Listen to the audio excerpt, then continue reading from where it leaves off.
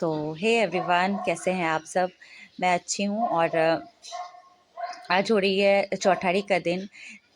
तिलक के बाद का जो चौथा दिन होता है वो चौठारी का होता है, जैसा मुझे पता है, क्योंकि मुझे भी शादियों के बारे में बहुत कुछ खास पता नहीं है।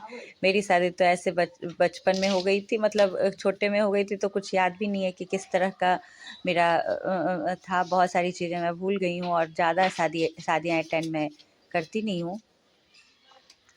तो यही है, नाक पर से सिंदूर होगा। हमारे यहाँ जब भी कोई ट्रेडिशनल पूजा पाठ या इस तरह की शादी की कोई भी चीज़ें होती हैं तो नाक पर से सिंदूर होता है। मेरी तो हुई और बाकी सारी लेडीज़ की होंगी। तो और बड़ी शौक से सभी कराते हैं, सभी बहुत शौक से नाक से सिंदूर कराते हैं। और मुझे लगता है ये सिर्फ और सिर्फ बिहार में ही होता है। कहते हैं कि जितना लंबा सिंदूर होता है उतनी बड़ी पति की उम्र आयु होती है, इसीलिए नाक से सिंदूर किया जाता है हमारे यहाँ। और बचपन से देखती आई हूँ तो बड़ा अच्छा भी लग रहा है। यहाँ पे इसे नाक से सिंदूर नहीं किया जा रहा है, इसे तिलक किया जा रहा है दूल्हा बाबू को। और ये जाएगा अब अपने जो शादी के अब जो कुछ लास्ट की जो रस्में हैं बस वो निभाने के लिए बैठेगा। तो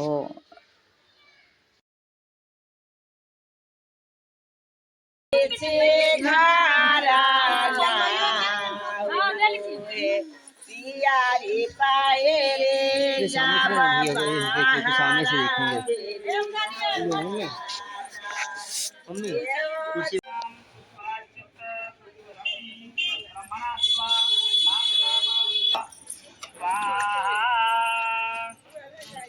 लेने तो पकड़ के रखो। पुनः घी लो लिया। ओम ना झुका के रखो। वायो एक ऊपर देवानां प्राश्चित्तनाशाय स्वाहा इदं वायवे। ओम सूर्यामा उपधावामि यास्यास्यै अशुभ्नि तनुताम् अस्यै नाशाय स्वाहा। स्वाहा को चालू करबे। इदं सूर्याय। देखिए, कुछ लेडीज़ लोग भी आई हैं, क्योंकि सवेरे सवेरे दो मतलब 10 बजे 11 बजे का ही था टाइम। तो बहुत ज़्यादा लेडीज़ तो आई नहीं, क्योंकि सभी के घर में काम होता है। लेकिन जिन्हें धीरे धीरे आ रही थी, धीरे धीरे, ऐसा नहीं था कि आ ही रही थी। असल में हम लोग का काम ही बड़ा जल्दी हो रहा था, मुहूर्त ही उसी टाइम का था सवेरे। और ये है हमारी सेकेंड वाली दीदी, दूल्हे की माँ, जिनकी शादी मतलब जिनके बेटी की शादी हो रही है। तो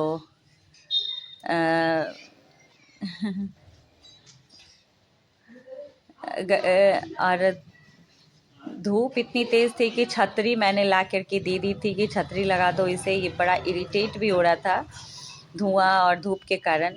आज सच में धूप बहुत ज़्यादा तेज, एकदम से तीखी वाली निकली थी, तो परेशानी अच्छी खासी हो रही थी। और यहाँ पे अब सभी को चाय की तलब हो रही है, क्योंकि सुबह से हम लोगों ने कुछ नहीं खाया था। ये इसकी जो कुछ रस्में बची हैं उसके बाद ही अब खाना पीना का सभी के खाने पीने का था। हम लोग जब से आए तब से मतलब मज़े और मस्तियाँ ही हो रही हैं। और आज है हमारा वापस बैक टू कोलकाता जाने का दिन। तो रानू से मैं पूछ रही हूँ कि मेरा पूरा फुल लुक आ रहा है, तो यही है। और चाय के बारे में पूछेंगे सबसे हम। तो यही सब चल रहा है, बाकी तो ज़िंदगी में और क्या बचा है। ये बाबू साहब लड़के के भाई हैं छोटे वाले, उनकी दूल्हे की माँ बैठी है। और ये है प्रसून बाबू, अभी अभी 1 घंटे पहले सो के उठे हैं। तो चाय की तलब तो जोरदार हो ही रही है। और इधर चल रही है कुछ रस्में छतरी लगा करके। तो आज हम लोग के जाने का भी दिन है, आज बैक टू कोलकाता।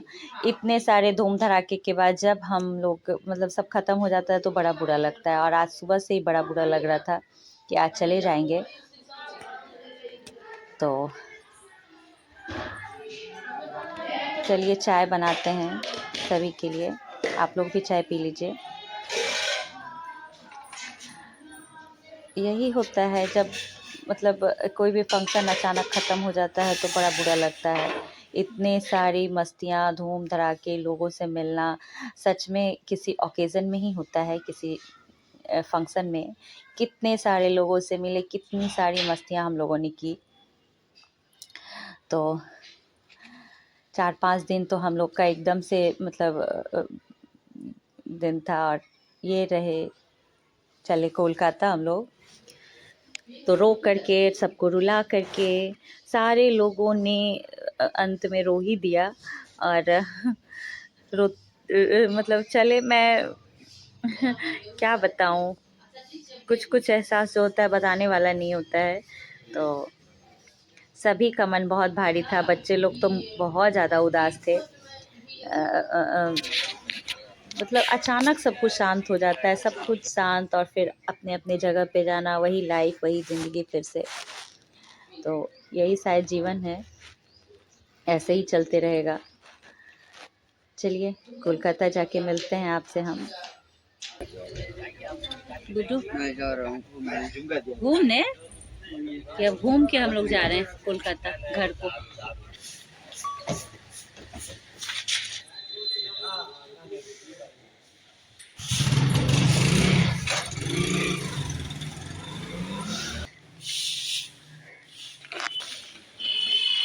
रात की ट्रेन थी, हम लोग घर को आए कोलकाता।